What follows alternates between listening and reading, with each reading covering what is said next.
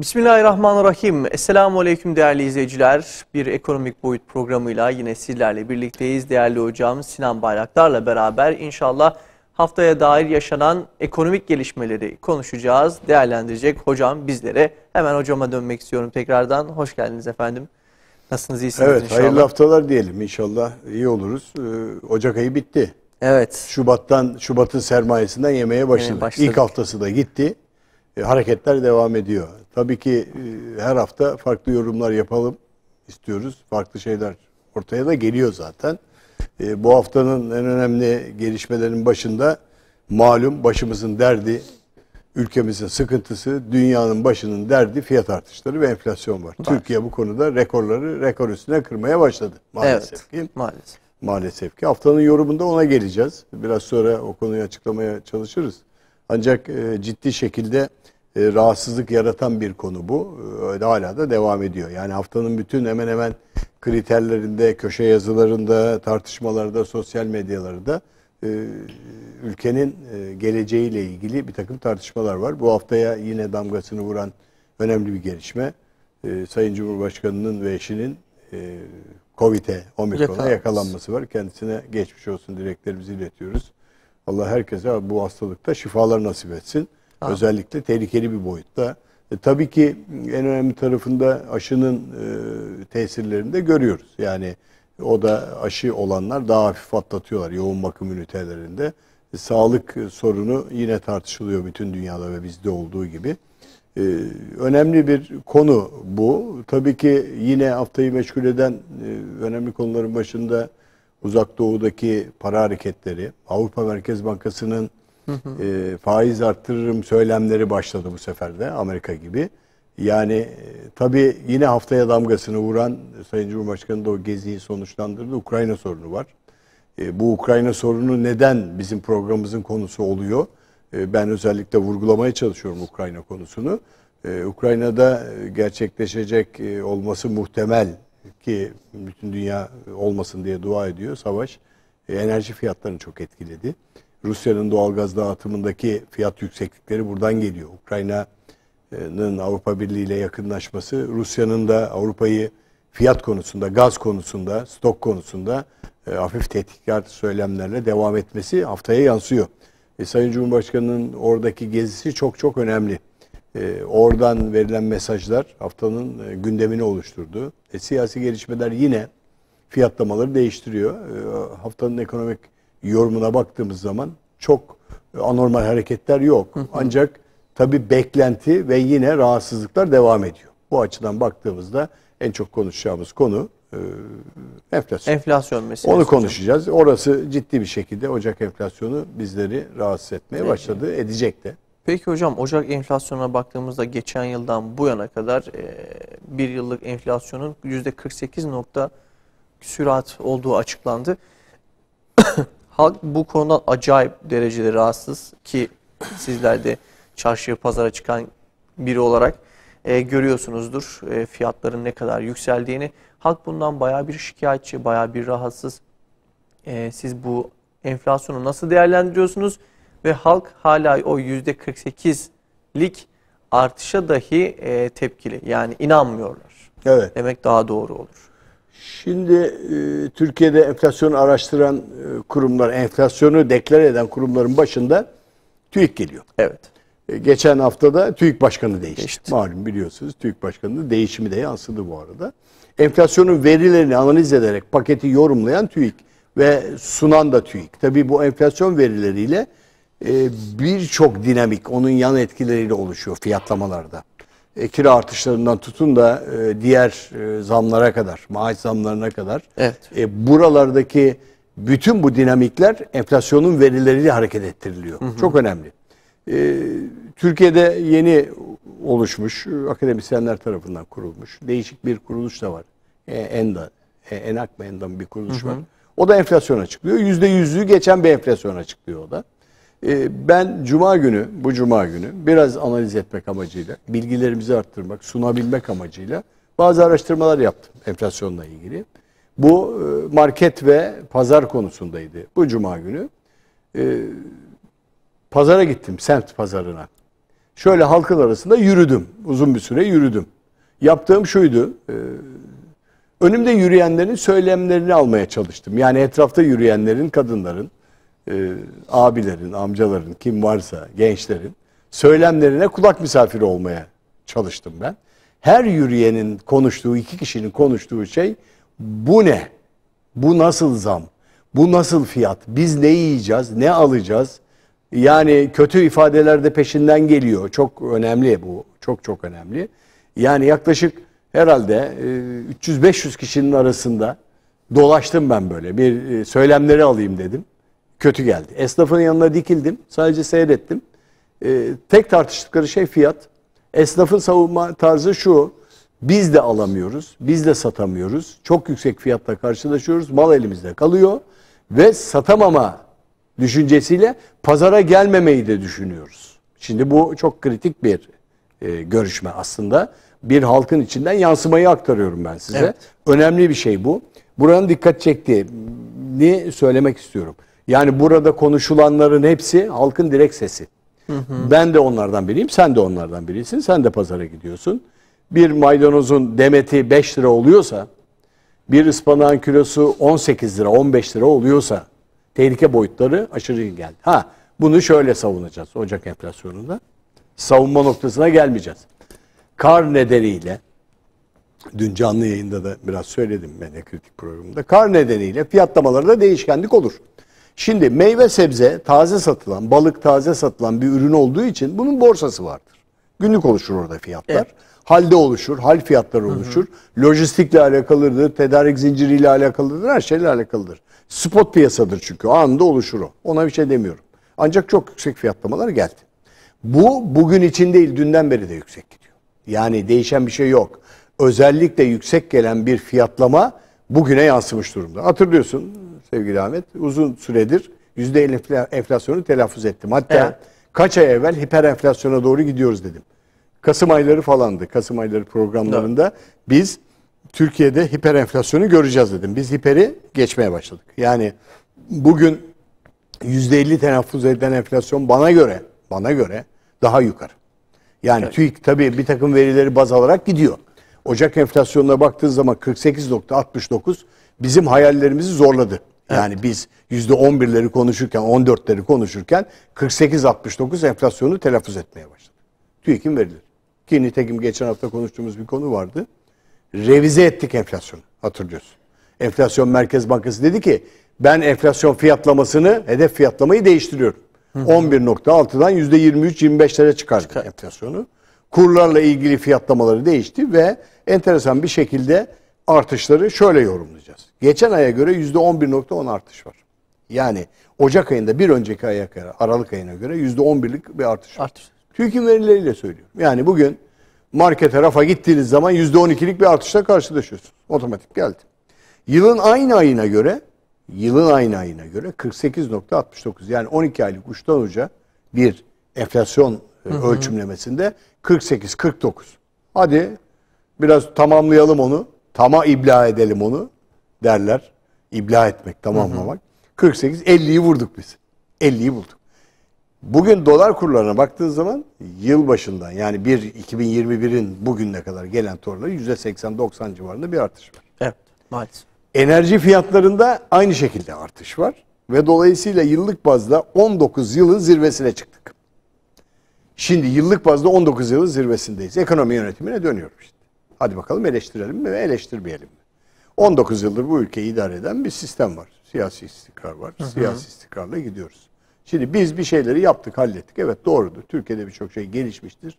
Ancak 19 yılda enflasyonun ulaştığı değer buraya gelmiştir. Şimdi buradan baktığınız zaman 19 yılda eğer %50 enflasyon yaşanıyorsa bu benden kaynaklanmadı diyemezsiniz. Evet. Diyemezsiniz. Yani ben yapmadım bunu. Dışarıdan geldi, oradan geldi, buradan geldi diyemezsiniz. Vergisel sistemler var, ekonomi yönetiminin iyiliği, kötülüğü var. Evet, pandemi var. Pandemi var. Pandemiyle ilgili sonuçlar var. Hadi eleştirmeyelim. Doğrudur, orada var. Bakın, geçen yılın aynı ayına göre artışın düşük olduğu ana gruplar şunlar. Şimdi neden düşük, neden yüksek, onların da yorumuna geleceğim. 18.67 ile eğitim, %25 ile giyim ve ayakkabı, %28 ile sağlık, %28-29 düşük olmuş bunlar. Birkaç puan aşağı gelmiş. Şimdi neden? İlaç fiyatları arttırılmadı. 28.63 tuttular. Kurları hala düşükten ödüyorlar ilaç fiyatlarını. Arttırılmadı. Giyim ve ayakkabı da aşırı fiyatlamalar nedeniyle gerileme var. Almıyor insanlar. Evet. Almıyor. Yani nereden geldi gerileme? Satın almadan geldi. Satın almıyor. Satın almayı ayıralım kelimeyi, almıyorlar. Şöyle almıyorlar. Pandemi nedeniyle ben fazla giyime ihtiyacım yok. Ayakkabıya da ihtiyacım yok. Evde oturuyorum. Geriledi. Fiyatlar biraz doğru buldu. 18.67 ile eğitim. Çünkü okul ücretleri ödendi. Onunla ilgili bir artış yok. Dolayısıyla bu gerileme. Bunları saymıyorum. Bunları kenara attım. Buna karşılık yılın aynı ayına göre artışın yüksek olduğu ana grupları şöyle sıralayacağım. Bakın. %68.89 ile ulaştırma. Nereden geliyor? Benzin fiyatlamaları. Evet.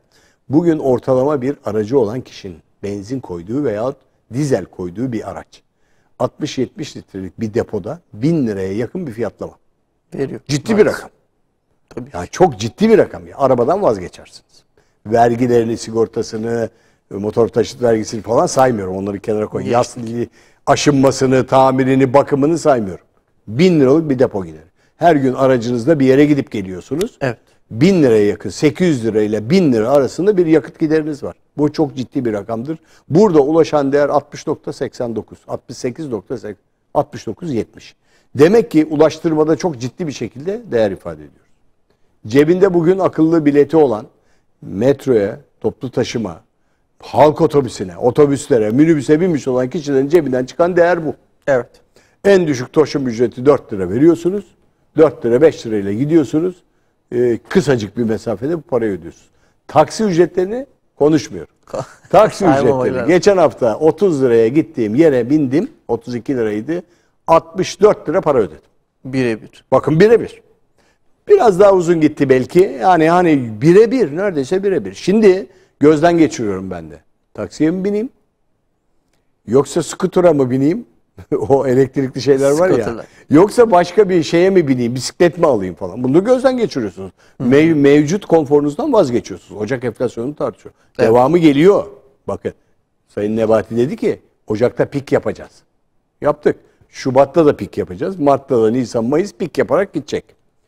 %55.61 ile gıda ve alkolsüz içecekler. Yani meyve suyunuz alkolsüz içecek sınıfına giriyor. %55.61. İnanıyor musun 55 olduğuna? Hayır. Hayır. %55'ten daha yukarı gıdada, peynirde, %100'den daha %100'den daha yukarı. 55 verdi TÜİK. %54.53 ile ev eşyası oldu. %55 artış var ev eşyası. Evlenenlerin Allah yardımcısı olsun. Amin. Hakikaten amin yani. Evlenenin Allah yardımcısı olsun. %55 ile bir ev eşyası artışı var. Evinize bir şey almaya kalktığınız zaman ki ev eşyasının üzerinde büyük oranda ithal ikamesi var. Hı hı. Yani üretimden gelen, üfeden gelen. Üfeyi daha gelmedim bak Ocak enflasyonuna. Yani konuş bitmez. Derdimiz çok. Evet. Bütün herkes bizi dinliyor. Hakikaten çok büyük sıkıntı var. Mırıldanmalar yüksek sese dönmeye başladı. Hı hı. Ki bu konuda Sayın Cumhurbaşkanı'na çok fazla giden talep var. Rica var, bildiri var, rahatsızlık var. Parti içinden, bakanlardan, milletvekillerinden, bölgeden aktarılan sonuçlar var. Sayın Cumhurbaşkanı her konuşmasında da pahalılıkla ilgili çözümü üreteceğiz diyor. Söz veriyorum halkıma diyor. Hı hı. Bu enflasyona ezdirmeyeceğim diyor. Özellikle her konuşmasında vurgulamaya başladı. Var. İyi tarafı o. İnşallah çözüm bulurlar. Nasıl olacak onu bilemiyorum tabii. Yani onun çözümünü ben bilemem. Aylık bazda en fazla artışın yaşadığı aylık yani %11-12'lik Ocak ayında %22 ile alkollü içecekler ve tütün, sigaraya yapılan zam özellikle %18.91 ile 19'la aylık bazda konut. O nereden kaynaklandı? Biraz devlet faiz oranlarının düştü konut kredilerinde. Evet. Orada artış var. Konutlara talep oldu biraz. Biraz ev satışı. %12.82 de 13 nokta civarında da ev eşyası olarak sınırlandırıldı. En fazla zam şampiyonu kim? Soru sana Ahmet. %70. Zam şampiyonu. Geçen ay. Gıdadan diye tahmin ederim de gıdadan yağ mı? Değil. Yani zam şampiyonu değil. Soruyoruz Ahmet. Benzin. İşte benzeri yaklaştın. Elektrik Evet, gaz. elektrik. %70. Şimdi bir haneye gelen, hani düzeltildi dedik ya, biraz 210 kilovata çıktık, 150 kilovattan 210 kilovata çıktık. Hane başına olan bu şeydeki düzeltme 42 lira. Yansıyacak olan. Olumlu. 42 liralık olumlu. Yeterli mi? %70'lik artışta. Yani şimdi siz muma mı döneceksiniz? Gaz lambasına mı döneceksiniz? Ya da güneş enerjili sisteme Güneş enerjiye dönemezsiniz. Çok yüksek o da çok pahalı. O da çok yüksek maliyeti var. Evet, hep söylüyorduk. Bakın bugün enerji hayatımızın en önemli kriterini. Bugün cari açığı oluşturan en önemli değerlerden biri. Evet. Elektrik doğalgazla bağlı. Doğalgaz fiyatlamalarıyla çok yüksek geliyor. Doğalgaz yüksek. BOTAŞ'a devletin ödediği Ocak ayındaki Şubat'ın ilk haftası hatta geçen gün ödediği değer 4.2 milyar dolarlık ödeme yapmış. Evet. BOTAŞ'a döviz satmış. BOTAŞ ödeme yapacak. Bütçenin 195 milyar açık veren bütçenin Aralık ayındaki 50 milyarlık ödemesi 146 milyar Aralık ayında açık verdi devlet bütçesi. 50 milyar BOTAŞ'a yapılan ödeme. BOTAŞ diyor ki bana parayı ver. Ben ödeme yapacağım. Benden bu gırtlağımı sıkıyorlar Rusya, İran. O gaz sıkıntısı da oradan. Yani benzerleri var onlar. Onların ne olduğunu bilemiyoruz. Ben parayı ödemem lazım diyor bir yerlere. BOTAŞ'a o para verildi. Evet. Ödendi. Bu sefer devlet hazinesi tıkanmaya başlıyor. Ne yapman lazım? Para bulman lazım bir yerlere. Ya para basacaksın, enflasyonu arttırmayı göze alacaksın. Merkez Bankası'na ver talimatı. Bakan Nebati Londra'ya gitti. Yeni swap anlaşmaları bankalarla görüşmeye gitti. Evet. Merkez Bankası'nı güçlendirmek için yeni anlaşmalar yapılacak para piyasaları. Londra biliyorsunuz önemli bir merkez. Şimdi döndüğünüz zaman %70 TÜİK'in açıklamalarıyla elektrik fiyatlaması doğrudur bu. Çünkü onu TÜİK o normal elektrik verilerinden alıyor. Korkunç bir rakam. Yani bugün elektrikle çalışan aletiniz yok. İnterneti kullanacaksınız elektrik. Doğalgazınızı ısıtacaksınız, kombiniz yanacak elektrik. Fiyatlamalara dikkat edin. Bazı fiyatlamada da kriterler var. Açıklıyor bakanlık. Bazı tasarruf tedbirlerini de öneriyor. Örneğin elektrik fiyatlamasında kademeli fiyatlama var. Saat gece 22'den sonra sabah 6'ya kadar mı 7'ye kadar mı ne? Elektrik kademe tarifesi düşüyor. Ben ev hanımlarına sesleniyorum burada. Saat 22'den sonra çamaşır makinelerini, diğer aletleri kullansınlar. Diyorsunuz biraz gürültü olacak ama. Sitede de bir açıklama var hocam. Öyle saat mi? 9'dan sonra ya da 7'den sonra lütfen şu değiştirecekler. Aletleri Sitede değiştirecek onu. Siteye de diyeceksiniz ki para çok ödüyoruz kardeşim. Biraz gürültüye razı olun. Bir saat bu elektrik aletler kullanacak. Ha, matkap kullanma. Onu kullanma. Bunu yapma ama çamaşır makinesi, bulaşık makinesi makineleri özellikle müstakil evde olanların 22'den sonra kullanmasına fayda var. Biraz tarifeyi düşürür. Evet. Elektrik tasarrufları konusunda çok konuşmamız lazım. Bu konuda yine uzman getirmiştik. Gene getiririz onu. Özellikle o uzmanı buraya getirelim yine. Tekrar elektrik tasarrufunun nasıl yapılacağı konularını tekrar konuşturalım. Evet. Özellikle 69-70 bir enflasyon açığı var. Şimdi üretici enflasyonuna geldiğiniz zaman facia orada. Üretici ne yapıyor? Enflasyonu konuşuyoruz. Üretici aldığı fiyatları, zamları, kendine gelen zamları bilançosu zarar görmesin diye ürüne yansıtıyor. Bunun oranı %100. TÜİK'in açıkladığı. %93.53. Evet. Hadi ben tamamlıyorum %100 o. %100'ü geç. Belki de %150 enflasyon var üreticide. 12 aylık ortalamalarda %50. Ortalama olarak %50 üretici enflasyonu. İmalat sanayi enflasyonu yıllık bazda %90 imalat sanayinde. Enerjide %142 üreticide olan. Ara malında %107. Şimdi siz üretici olarak buna baş edemezsiniz. Ne yaparsınız? Üretici ne yapıyor? Aldığınız ama koyuyor, fiyata yansıtıyor, rafa koyuyor. Evet. Ürünü sunuyor. İster al, ister alma. Mecbursunuz almaya. Evet. Arabaya mecbur biniyorsunuz. Efendim bir takım ürünleri mecbur alıyorsunuz. Bir takım tüketim ürünleri, servis hizmetlerini, ara malları alıyorsunuz. Mecbur zamlı alıyorsunuz. Yandım Allah diye bağırıyorsunuz alırken cebinizden değer ifade ediyor. Çıkıyor ve siz o değeri yerine koyamıyorsunuz. Bugün dönüyorum. Alınacak olan tedbirlerde. Yine bunun denetiminde fiyatların kontrolü var. Evet. Bugün elektrik idarelerinde fiyat denetiminin dikkatli yapılması lazım. Faturalardaki fiyat denetiminin dikkatli yapılması lazım. Bakın bu iş ahlaksızlığa döndü, fiyat denetimsizliğinde. Şöyle ahlaksızlığa döndü.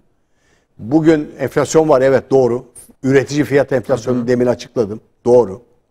Ancak bugün sizin yansıttığınız %100 enflasyonu %200'e çıkaran ahlaksızlık var. Evet. Ben adına ahlaksızlık koyuyorum. Nasılsa zam yapılıyor ya, biz listelerimizi yeniden ayarlayalım, biraz daha yüksek yapalım zamları deyip en azından %50 oranında da ilave üreticinin koyduğu zamlar var. Evet. Bu iş ahlaksızlığa varmış durumda. Yani anormal boyutlara gitmiş durumda. Nasılsa ben rafa koyuyorum, satılıyor. Bunlar bunu almak zorundalar. Ete zam yapıyorum. Gıda ürünlerine zam yapıyorum. Ambalaja zam geldi diye zam yapıyorum. Ve bunu vatandaş almak zorunda kalıyor. Nereye kadar? Fiyat denetimsizliği sürerse, ahlaksızlık boyutu da sürerse sonuç bir yerlere yansır. Bugün sosyal medya başladı bağırmaya. Bakın söylüyorum, mırıldanmalar yüksek sese dönmek üzere. Döndü bile hocam. Döndü bile. Yani bugün pazardaki yüksek sesle kötü sözler söylemeye başladı. Evet. Yani bizim 2001'de yaşadığımız bunlar, bakın bu konuştuklarımız iyi şeyler değil. Umarım ki bunlara çok ciddi tedbir alırlar. Evet, gayret ediyorlar. Bugün Sayın Ekonomi Yönetimi'nin en üst kademesine kadar, Sayın Cumhurbaşkanımıza kadar bunlar iletiliyor. Basın organlarında konuşuyor. Ben halkın üzerinde, önünde, içinde yaşayan biri olarak söylüyorum. Sürekli beni tanırsın, biliyorsun. Pazarda, markette, firmalarda şey olarak fiyat analizini yapan bir insanım. Özellikle uç noktaya çok dikkat ederim. Uç noktada fiyat denetimsizliği olduğunu görüyorum şu anda. Fiyatlar denetlenemiyor, aldı başını gidiyor, kontrolsüz bir şekilde gidiyor.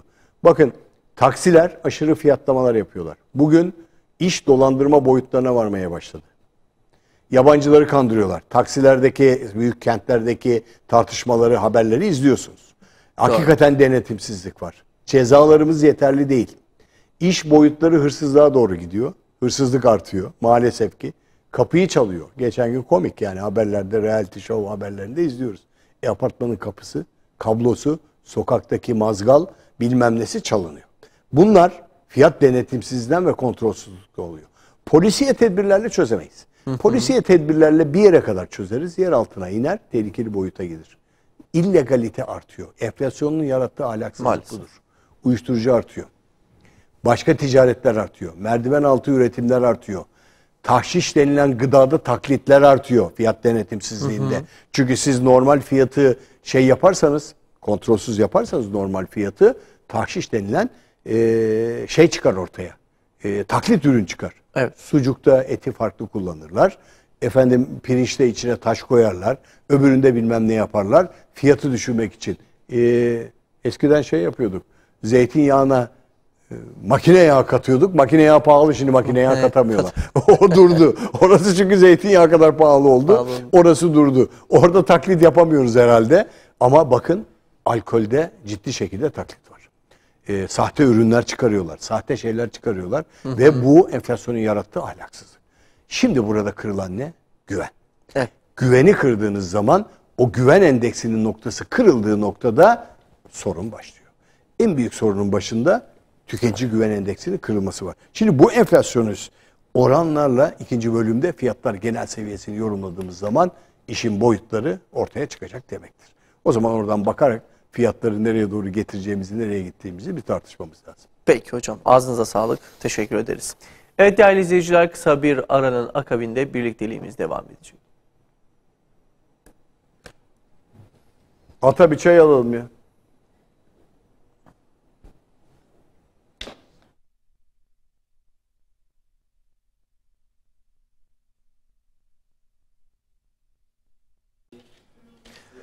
Evet değerli izleyiciler, kaldığımız yerden devam ediyoruz. Değerli hocam, ekonomist Sinan Bayraktar'la beraber ilk bölümde enflasyondan bahsettik, gıda fiyatlarından bahsettik, fiyat denetiminden bahsettik.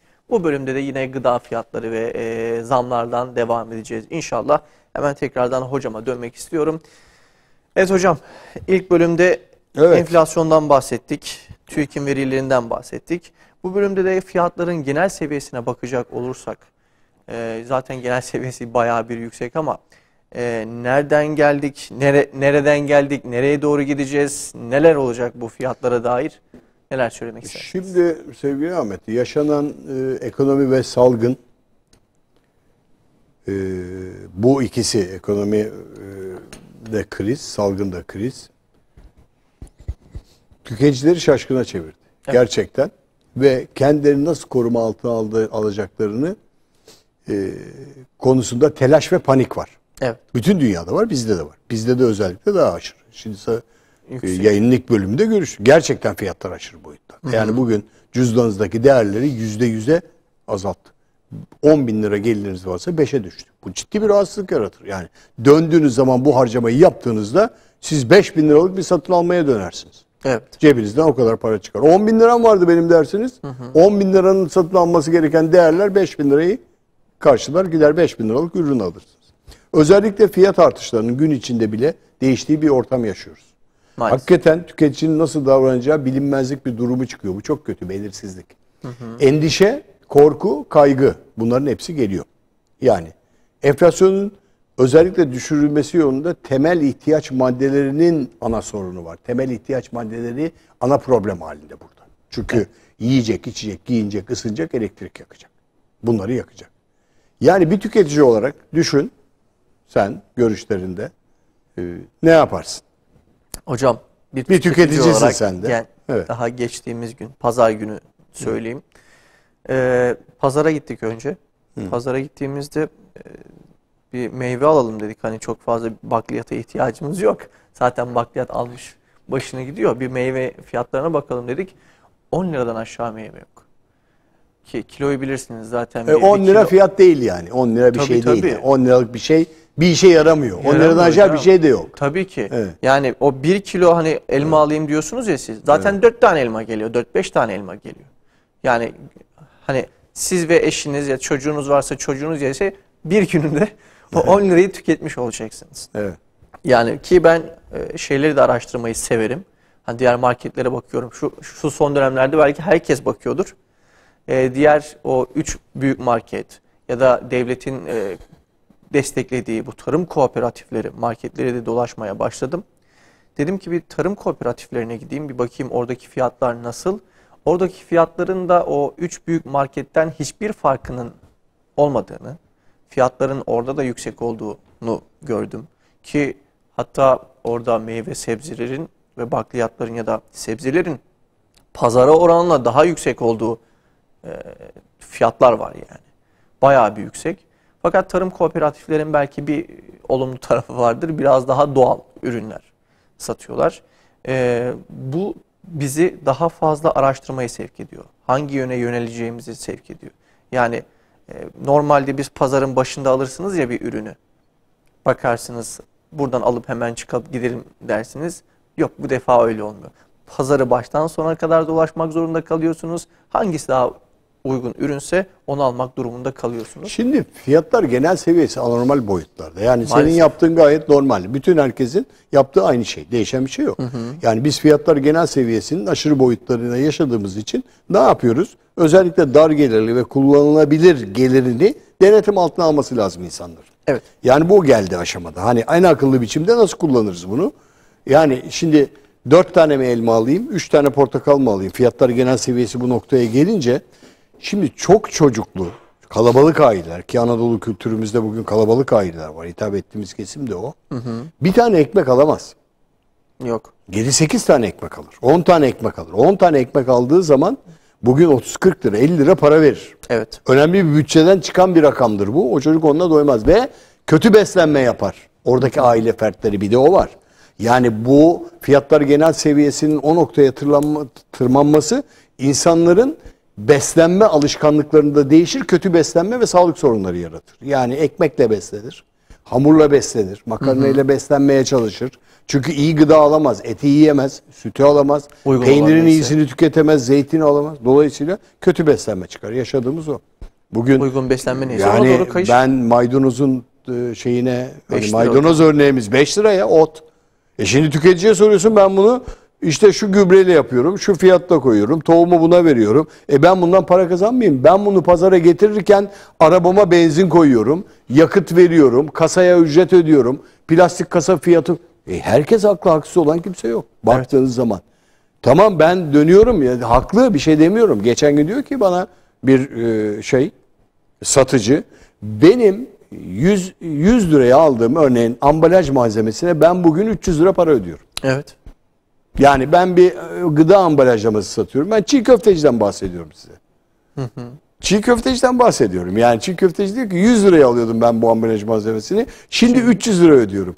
Hocam ben bunu verirsem, ben bunu koyarsam bu ambalaj malzemesine koymak zorundayım. Hijyenik bir şey yapmak diye.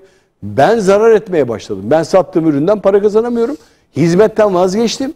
Benim içeri girmeye başladım. Zarar ediyorum. Şimdi hakikaten esnafın da ciddi boyutu var. Satın alan kişinin de ciddi boyutu var. Evet. Şimdi fiyatlar genel seviyesi denetimsiz bir vaziyette gidiyor. İlk görüde hani denetim yapılamıyor mu? Özellikle satış odaklı hareket eden satıcılar bu psikolojik durumdan da yararlanıyorlar fiyatlar genel seviyesi. Evet. Yani satış odaklı, demin izah ettim onu ilk bölümde. Yani ben ürünü koyayım, satılır bu, ben bunu satarım, ben bu fiyatta yaparım diyen bir düşünce var. Maalesef enflasyonun ahlaksızlığı burada. Yani diyor ki ben koyarım ürünümü arkadaş. Serbest piyasa ekonomisi, denetim yok.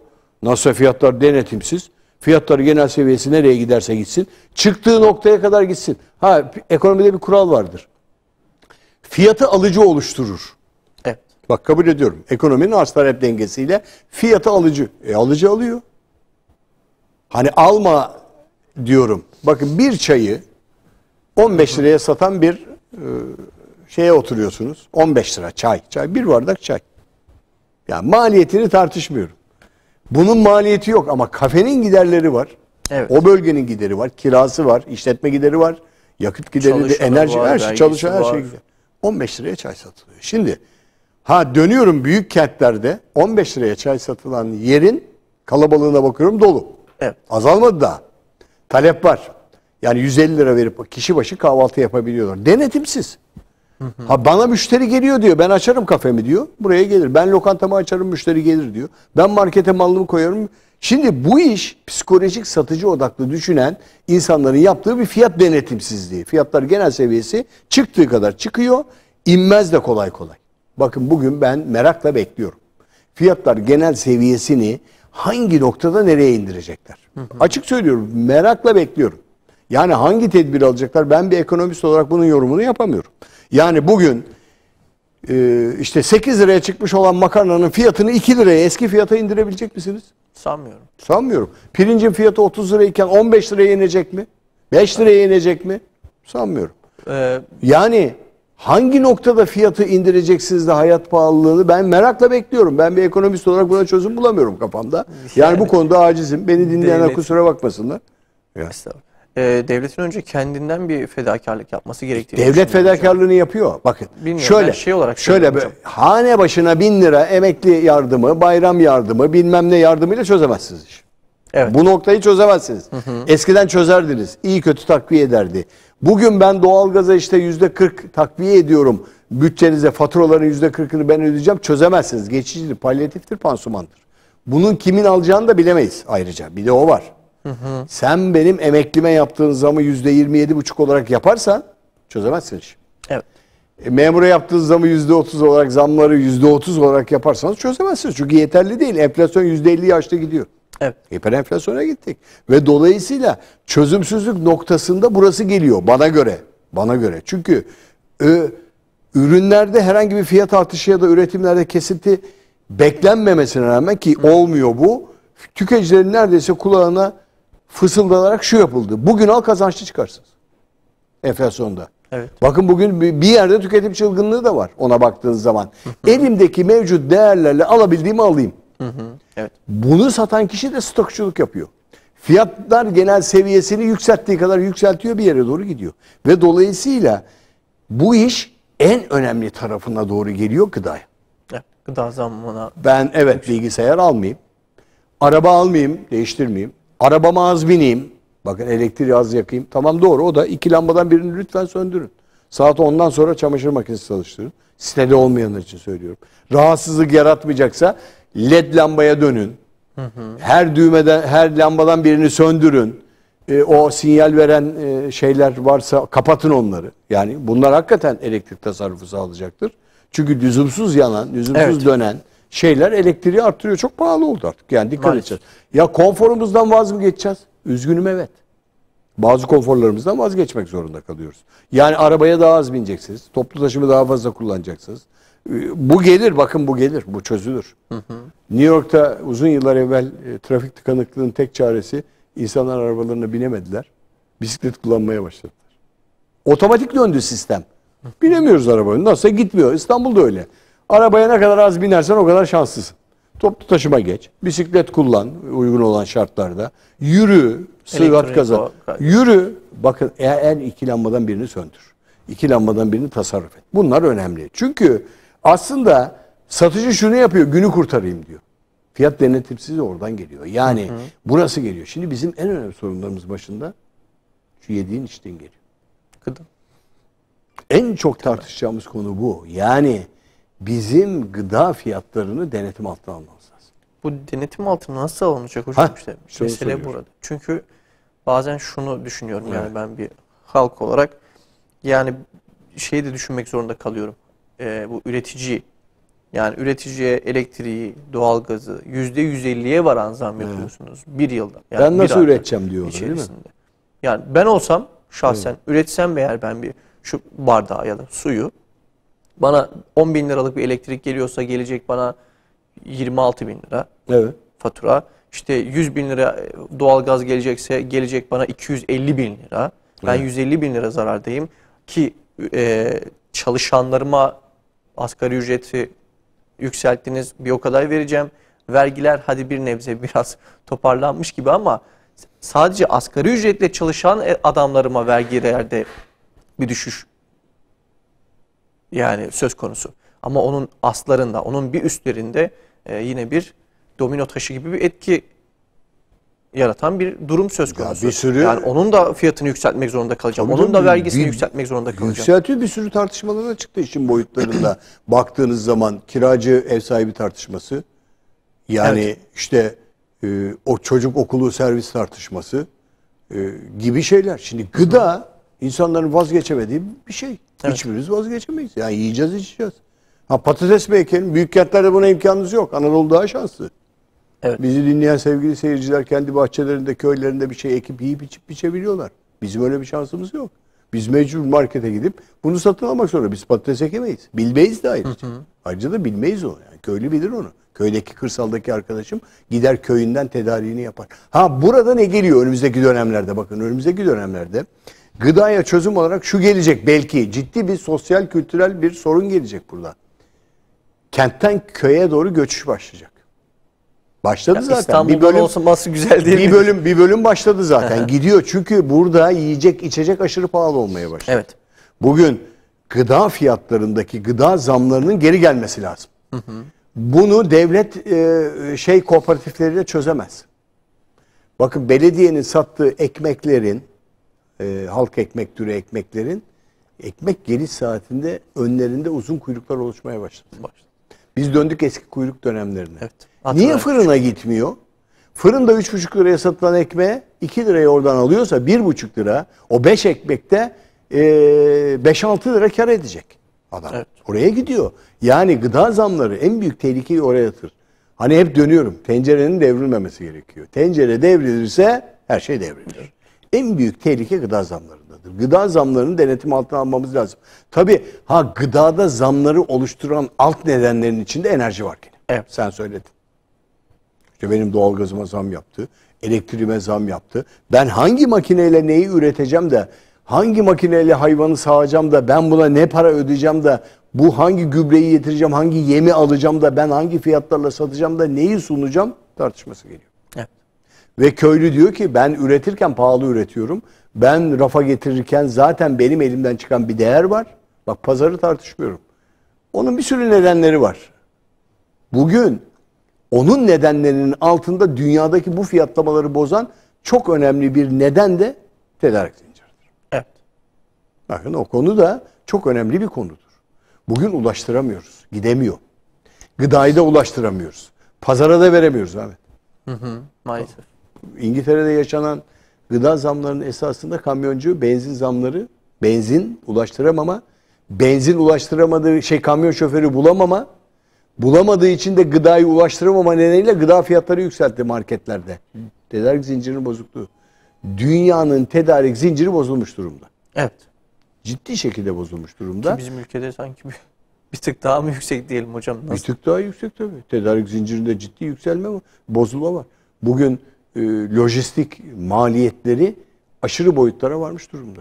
Dünyada da bozuldu. Çin'den kaynaklanıyor. Evet. Uzak Doğu'da Çin sıfır Covid politikası izleyince